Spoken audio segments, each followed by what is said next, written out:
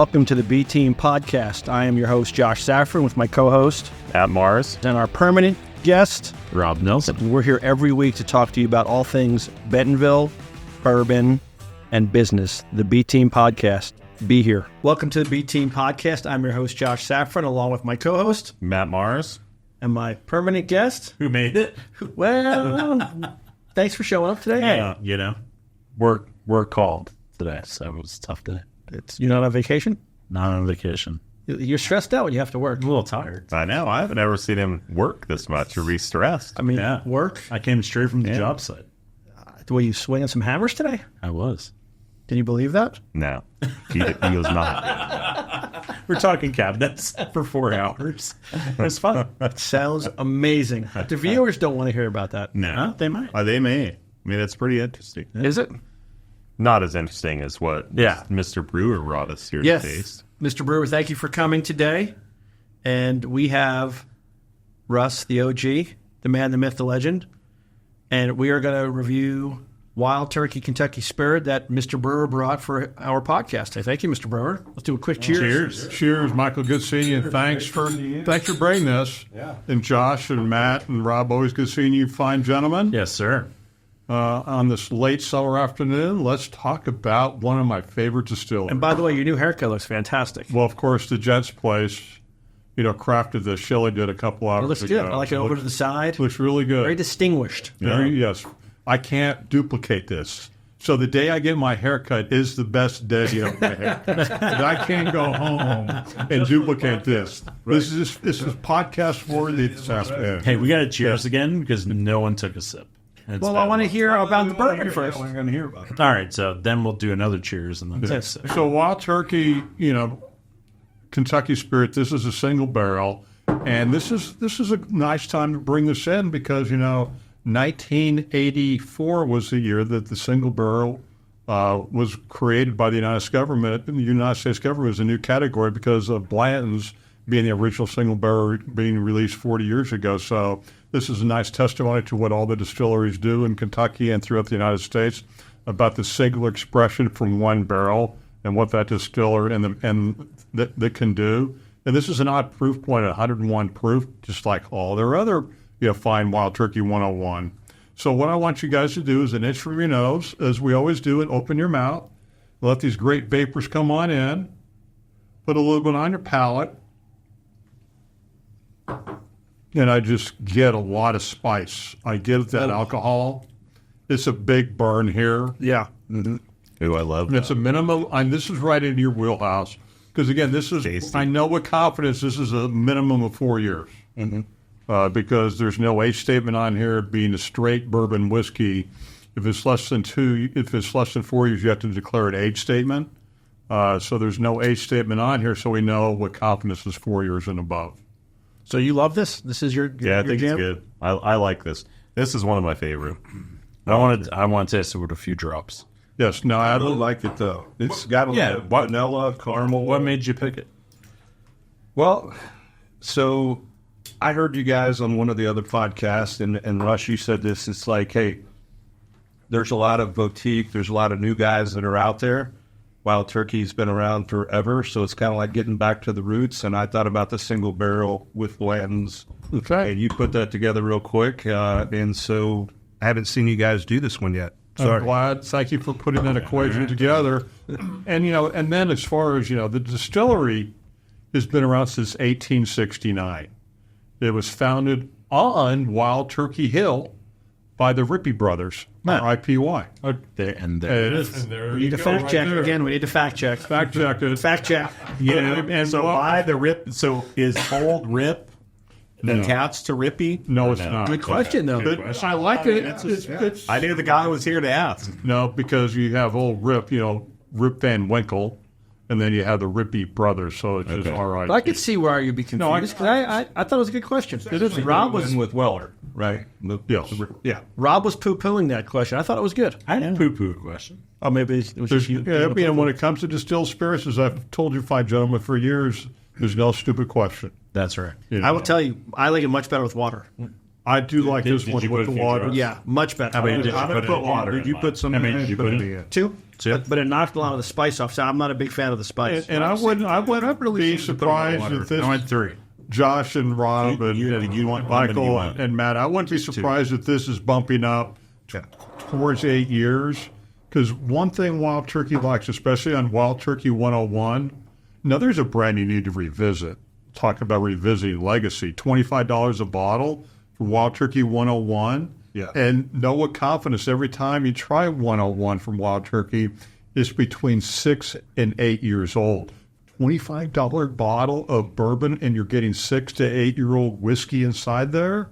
That's an incredible value. It's great value. That's what we take to fishing camp. That's the all day. So do you and do then the, we have like do you take the handle out allocated. with you? Oh yeah, and then we take at night we have the allocated. Mellows it with the water. But so what I found with the water, softens it up. It took the burn out, and you can actually taste more of the flavor. Yes, Yeah. In my opinion. I'll agree with that. You like it better with or without? I like it better with, but I like that. I like. So that you like it burn. better without. Yeah, I like it better without water. Right. But I like The it water with. took the burn out. I think Now it's it tastes good more of the with. flavor. I like it better without. I like it better without. It's Yeah. I mean, Rob and Josh are pretty much like the same things. yeah. So it's nice to have totally, them. you know. Yeah. No. Yeah. Typically, we're Typically, you and I are a little closer. Yeah. I'm glad you brought this afternoon. I always want to revisit. You know, when I talk about this, I always talk about revisiting legacy because, again, you know, Jimmy Russell is still at the distillery. Yeah. Yeah, he's been at the distillery over 60 years. His son's there. His grandson's there as distillers. He's still signing bottles. He's still got in there. Yeah. Yeah. He's the legacy ambassador of the brand that he helped put on the map 60 years ago. and is 2 questions. Is that on the shelf every day? And what's the MSRP? What did you buy this for? So I paid $79 for that one. Okay, I was going to say ballpark is right around 75 to 80. Yeah. And it is your favorite package stores around the region. I got it I found that in Joplin. It's got a great color on it. Yeah. It's a good looking bottle. Yeah. It's in Bar Nelson. Yeah. Well, it's going to go there in my locker. There you go. That's why they're there. As we get closer to love football season, also, football season is right around the corner. I must say that it almost has a burnt orange hue to it. Here we go. Wait. Did you get towards mahogany? Did you get any stone fruit in that one? No stone fruit this afternoon. The stone fruit got cooked at that. But I get a little bit of the stewed banana. Yeah, I do too. In this. Stewed banana. The OG. Yeah. To the OG. The OG. Cheers. All right, guys. Thank Good you. seeing you. Brewer, thank you. Well, we're excited today to have Michael Brewer in. Now, for those that have been watching the podcast, It's loyally, a long time coming. well, every time we're on a podcast, his name seems to come up. Magically. And all the viewers have been calling Rob going, who is this flipping Michael Brewer guy? Almost like Lucky Charms. I don't know. Explain that to me. It's magical. Oh, The delicious. I feel like you guys are kind of sweetening this pot a little too much. Yeah, it got a little weird. that's another T-shirt, huh? A little weird. Hey. Bentonville? Yeah. Hey, what? But the important thing today for us is because we spend so much time talking about what's new and coming in Bentonville, which I think is really important. But when we were talking about bringing you in, it's like you are the OG, the history of Bentonville, which most people don't know. Everybody thinks Bentonville formed in 2010 when all of a sudden Crystal Bridges and all the other places started popping up. But you've been here a long time. Long time. So my family came here originally in 1843. Come on. 1843? 1843. There was 3 brothers, and they came from Virginia to Tennessee, and then from Tennessee to Arkansas. And really what brought them here was the work. They were looking for work. They were looking for, new territory, places that they could start a family.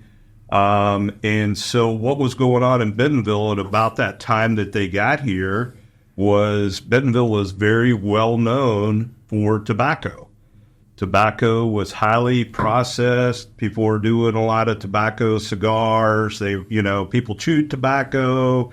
They just, a lot of different things around tobacco. What was the population here? Like 200 at the time? I mean, they had to be some of the first settlers here. Yeah. So actually, one of the things, great question, Josh, was to be able to be incorporated as a city, they had to actually have 50 people who lived within the township, right?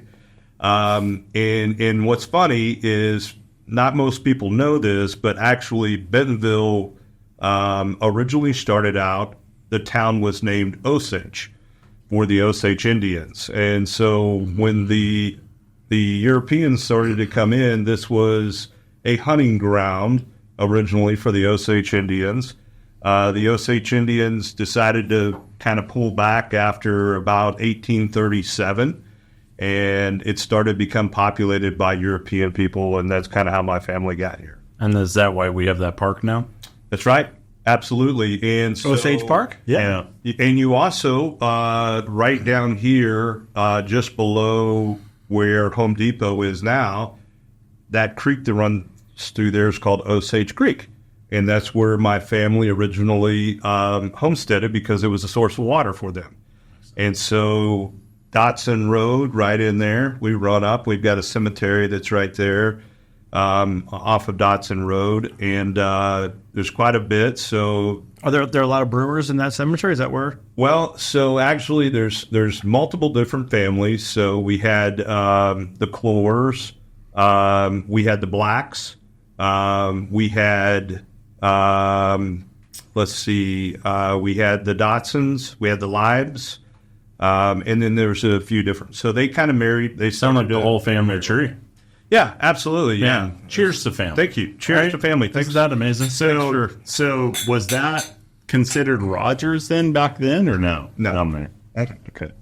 But was that considered Bentonville? Was Osage. So that was Osage, and then in 1837, they by a gentleman who wanted to make Arkansas a state, and that's where Bentonville gets his name from. His last name was Benton, and that's how Benton County come to be.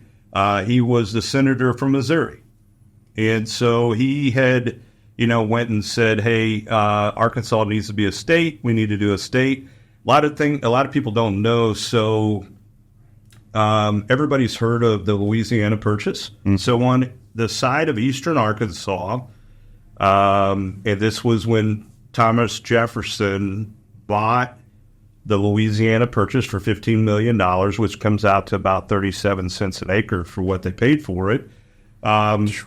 They actually have the baseline in eastern Arkansas. There's now a granite monument that sits there. That's what they raised. That's what they measured the rest of the United States. Oh, wow.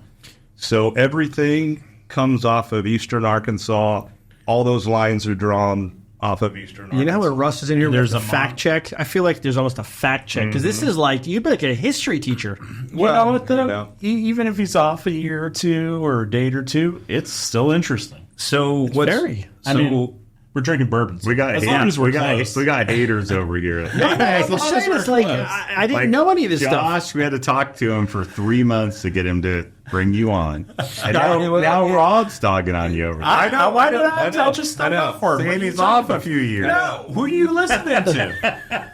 He wanted to fact check him. I'm saying it's okay if he's off. I can't believe So what's kind of funny, so when the legislature met... Burr's like, okay, I got this all memorized. So I just gotta keep Stick to the script. Yeah, he's like, I've been reciting this and we can't break it out. No, we can actually tie this back to bourbon. We can actually tie this back to bourbon. So in 1837, when Bentonville originally thought that they were incorporated, they weren't.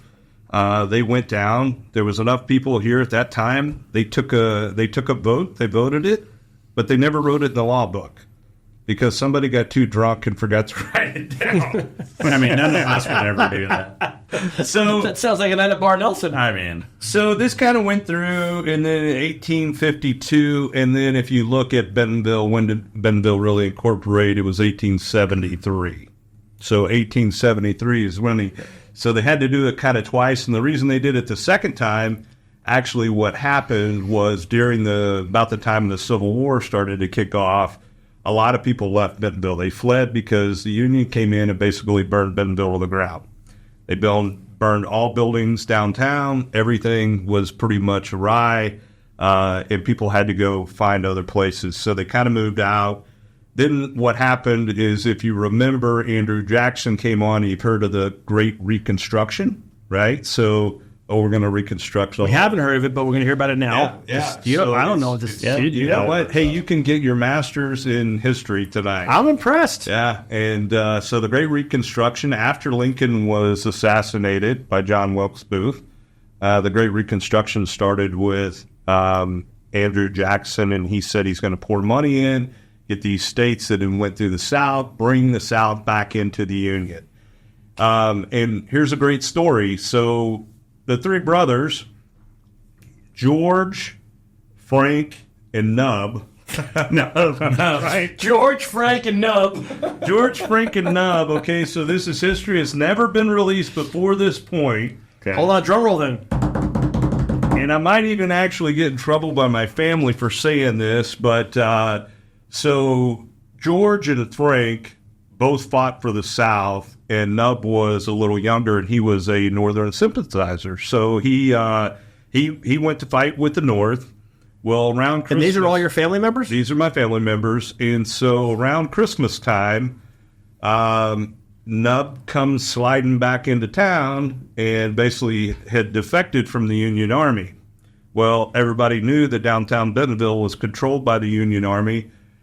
They were afraid, and so that evening they had spoke with their mother, and they hung their brother that night. Nub? Ooh, they hung Nub? Yeah, they hung Nub. And because here's what happens, right? That's Explains a lot, because they would come kill your whole family. Yeah, they would, because they would say, "Hey, you're defectors. You know, you're harboring a defector." They would, and that's what my family was afraid of. And so that just took care of it. Right there over Kind of like Osage mafia Creek. style. That's right. There is a cemetery with an iron fence around it, and he's buried outside the cemetery. So there's a plot. Oh, so they wouldn't even let him in the cemetery. So- No, because they thought if Because he the was a Union defector. Army came in and was to look, They then destroyed would it. find him. But there's a and they would headstone kill today him. with Nub? There's no Nub's outside with no headstone. But it's still down there. He's still down there. He's So still down there to this you're day. from the Nub side of the family, clearly. Right? Yeah, absolutely. So, so a little bit, like here's some information. you I've wrote got all some this great cool stuff. Tell us about it. So in March 10th, 1843, this was a Benton County abstract, so filed with the courthouse right there when they bought their first Hold piece that of up. property. Yeah. so cool. You can see that. 1843. Now, what grade were you in 1843? Well, I wasn't even a twinkle in anybody's eye at that point. But yeah, so this goes back here. So we've got some Can I see different. that? And Brewer, this stuff is abstracts. sitting at your house. Like, this is stuff in the family house? Yeah, this is stuff in the old family Bentonville house here. Neither of you guys know, but we may have some breaking news here in a minute. Yeah, we could have some breaking news. Good. So I'm going to put Brewer on the spot. You and Brewer are eloping? No. So, let's fast forward to, so it's been after all that stuff, and we'll kind of get up to some of the other family that I've got here. So my grandparents came in, and, so basically like World War II started, there wasn't a lot of jobs that were here because actually after the tobacco thing that I talked about, what really came on, and a lot of people don't know this about Bentonville, and what's so interesting is that Benton County, really Bentonville, became the hub for apples. There was 120 different varieties of apples that were grown in Bentonville. I didn't even know there was would- 120 varieties of apples around Yeah. the world. So our house where we live now used to be an apple orchard. Used to be an apple orchard, yeah. And so those apples were brought in and supplied a lot of jobs for Bentonville and the surrounding areas. And one of the things with the apple industry, our apples in Bentonville made it all the way to Europe. So they would dry apples and they'd send dry fruit. And our apples were so highly sought after that they would send them all the way over to Europe. So I'm newer to there. Do we have apple orchards still? We do have a few. But I would almost think it's too hot here for apple trees. no. Like on the way to the Actually, airport, there's one on the south. So there was 2 apples that they found out, and the reason the apple industry had never really taken off, because you know what they say, one bad apple, ruins the whole. Oh yeah, we know all right? about that. Okay, so Rob, you get pointed out there. Nah, it's Josh. For But sure. what they found out, there was 2 apple strains that they made. One of them was the Arkansas Black Apple, and one really well known was the Arkansas Traveler, right?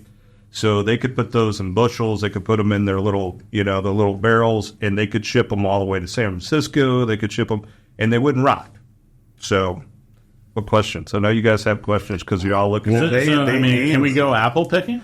We could. We I'm actually saying could. today. Yeah. Not today, but like during apple season. Yeah, you could absolutely do that.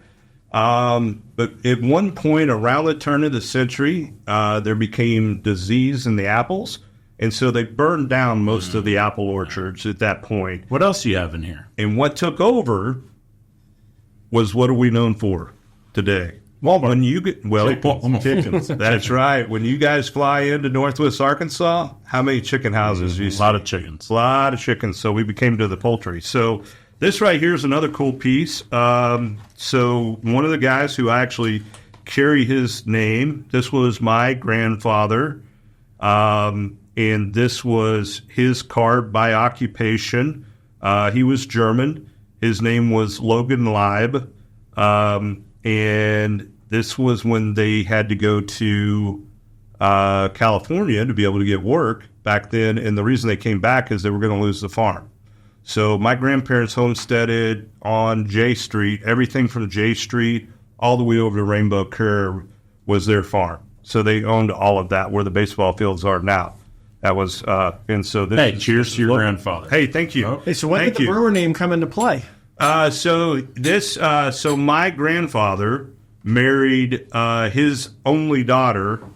And what's cool about that? Repeat that? That didn't sound right. So That's probably his great or great. that was He said his grandfather married his daughter, so I want to make sure I'm clear. so my grandpa, Yeah. on my dad's side, married his daughter. Oh, okay. Yeah. That sounds much better. Yeah, sorry.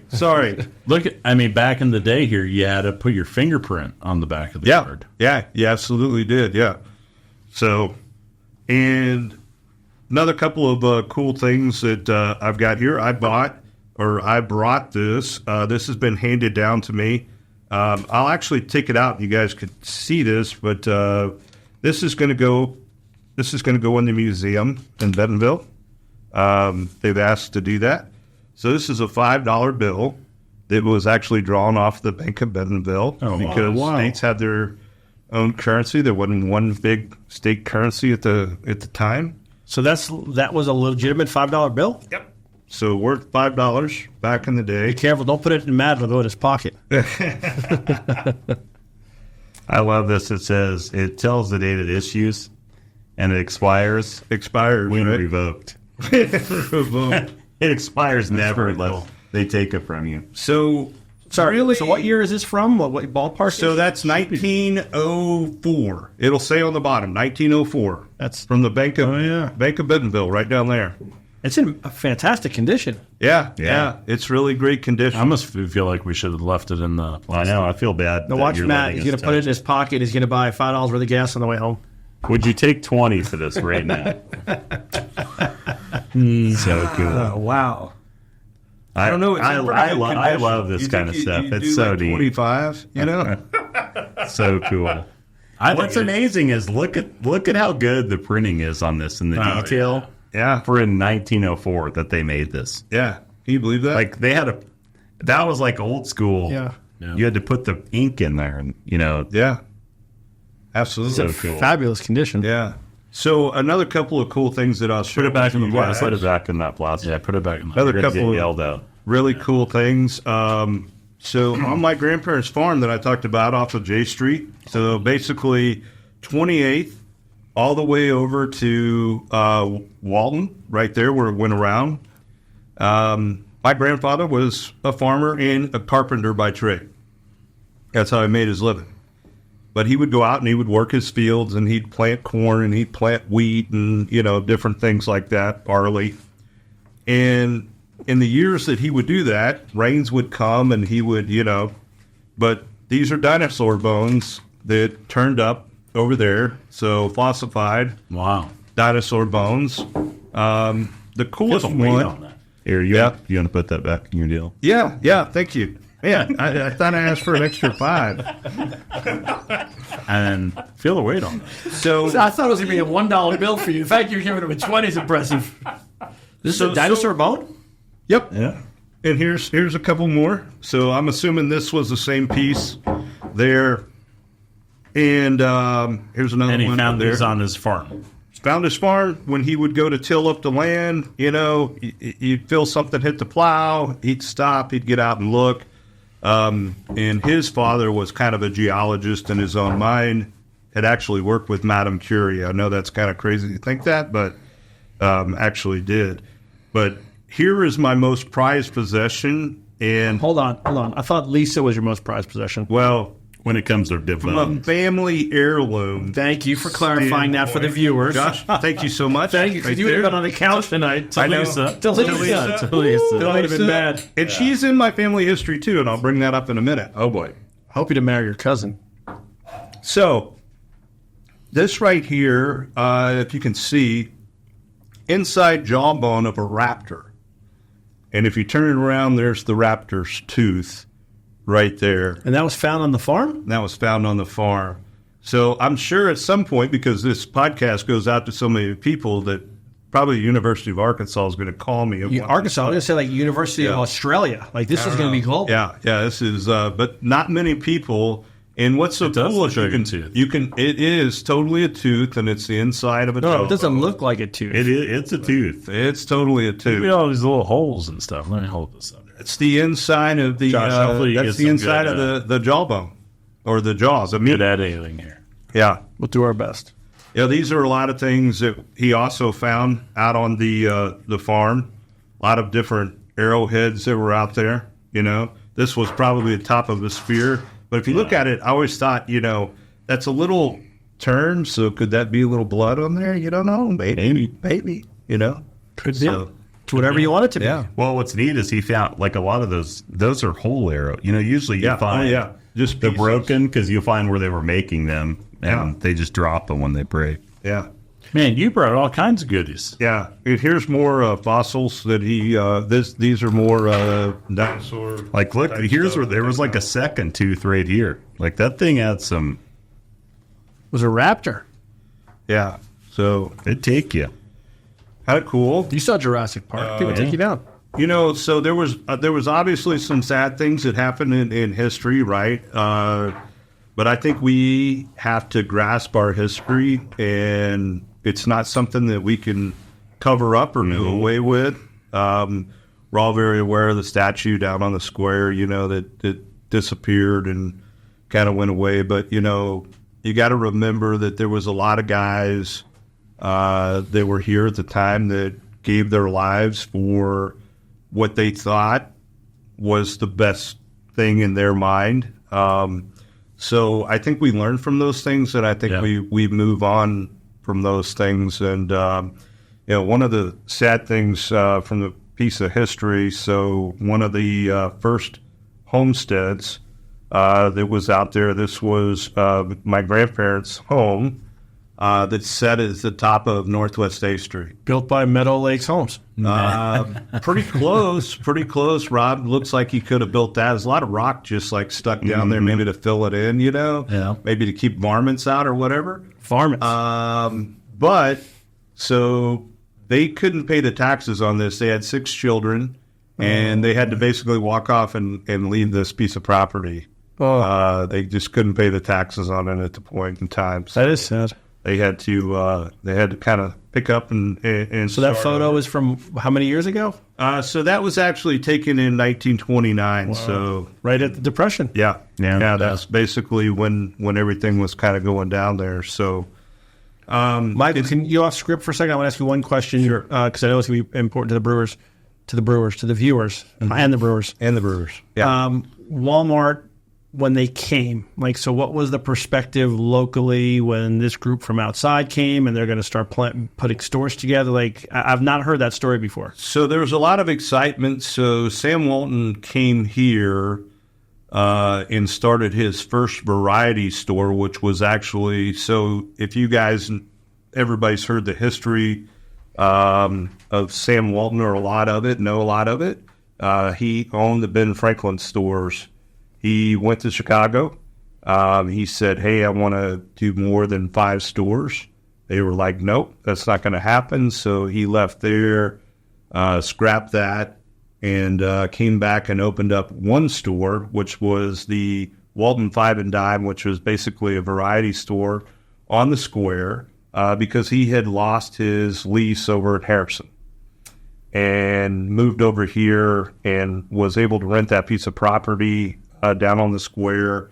And matter of fact, my grandmother, my dad's mother, whose name was Ruby Lester, she, it was actually Ruby Brewer, but she was divorced and she became a Lester. So she did Mr. Sam's books in that place at Nowell. So she worked at the poultry co-op downtown on Northwest A Street, basically where Peddler's Pub is today, where we met Melody the other day. Sure. So that was a poultry.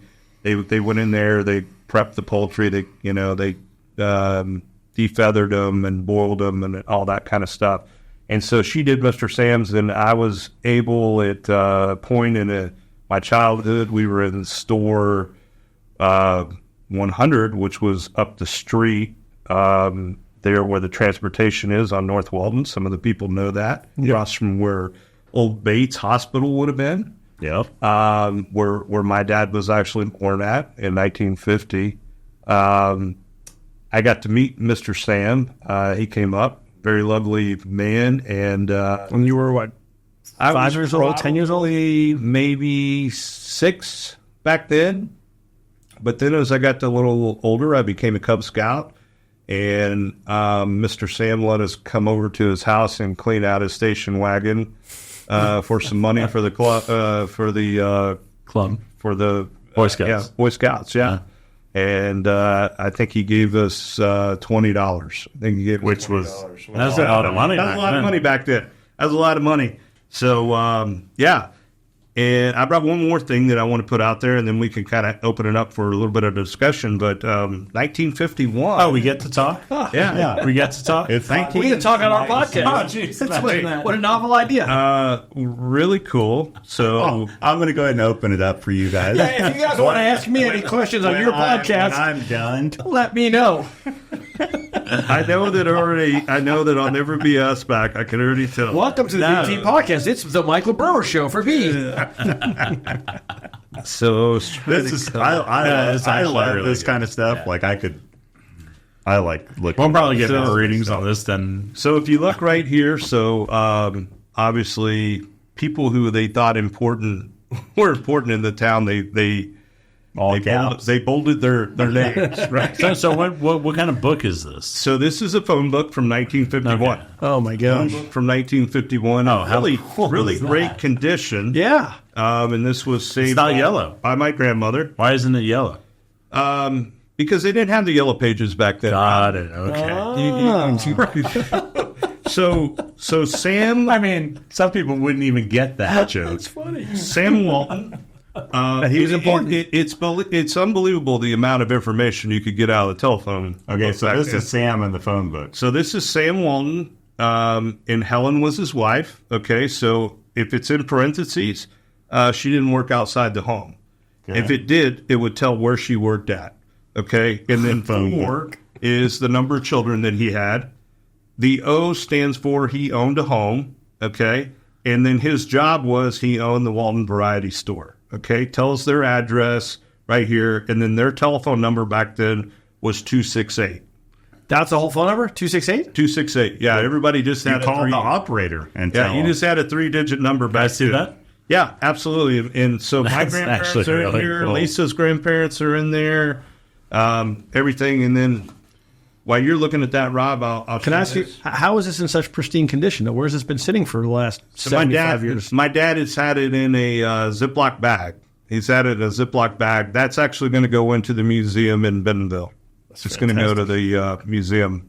So one great thing that Lisa and I love to show, so you guys know my lovely wife, Lisa Chisholm Brewer. So this was my grandfather, my dad's dad, Bob Brewer, who owned the machine shop downtown. He was a welder by trade, but he employed about 25 people in the town at the time because people just got things fixed, and he machined and welded.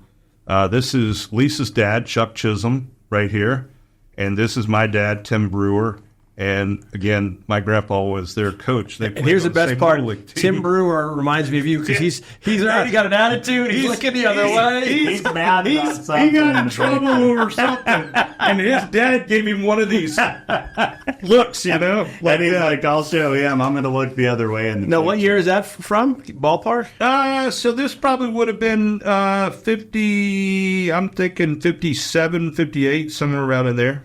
Yeah, 57, 58, and yeah. So, if you were to ask me, and a lot of people ask me because when they run into me and they find out I'm from Bentonville, they're like, we never meet anybody from Bentonville, right? They were like, well, you've seen a lot of change in your time. I believe the change, like we were really a small town when I was a kid growing up here from 1975 on. I felt like the change really began to take off in Bentonville in 2003. People say, well, why 2003? Why 2003? 2003 was the year that Walmart really started encouraging their suppliers to have a presence in Bentonville. And because of that, so I saw this, I really saw this statistic here just recently. So 5 years ago, we sold maybe 24 homes that were over $1 million in one single year in Bentonville.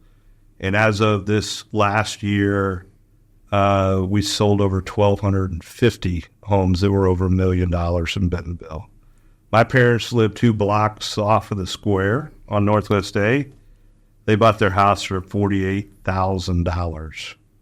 And now those lots are going for, close to $1 million. Yeah. Lost.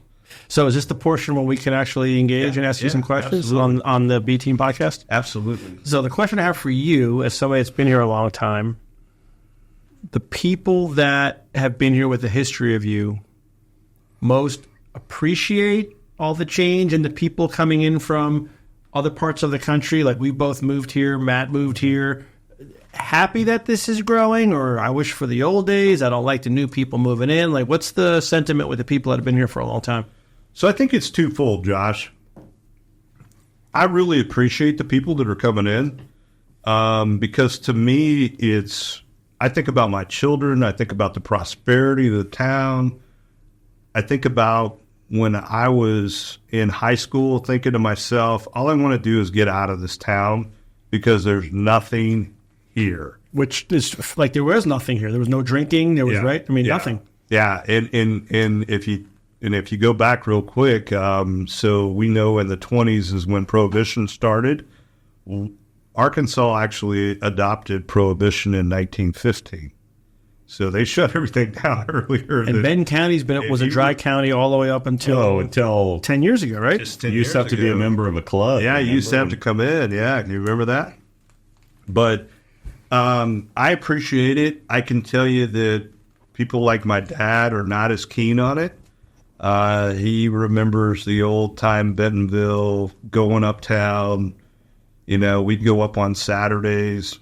So my dad loved to get me up at 5 a.m. in the morning on Saturday to go cut wood. That was his thing.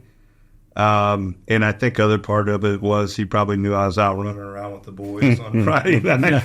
He's like, I'm going to make this day. He was like, yeah. Because now you're not going to bed before 5 in the morning on Friday. Yeah, absolutely. But, I think my generation of my friends that I graduated with, and I graduated from Bentonville, very proud to say that I'm a Bentonville graduate of 1994. So I've got many family members that have all graduated from Bentonville all the way back as far as you can see my family history.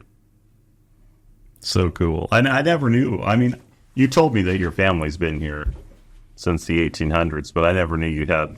Yeah, I wasn't expecting this. I was expecting Brewer to come in and talk about what happened in 1997. I mean, the history here is... It's unbelievable. It is unbelievable. Yeah. I mean, this book is actually really, really cool to flip through. I mean, this phone book puts the yellow pages to shame, for sure. It's the green pages. It's unreal. Yeah, So can we put you on the spot? Okay.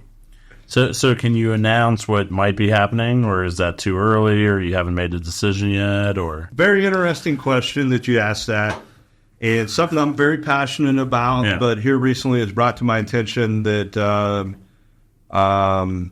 there might be a place that I've been asked to set on the Bentonville Historical Society board for Bentonville. And it would be something I would be honored to do. What does that entail? So it's basically they meet once a month, sometimes once a quarter, depends what's going on with the town, but it's getting different landmarks on the historical registry, doing that, and then also if somebody wants to do a project like the Waltons just did with what we call the old post office, which most of you know as one of the courtrooms across from Arvest off the square, that they can't change that facility for 99 years. They can own that property, but they just can't change the outside of it. There was a lot of controversy and whatever may have happened. One of our really old buildings in town, one of the first buildings that stood was the Terry Block.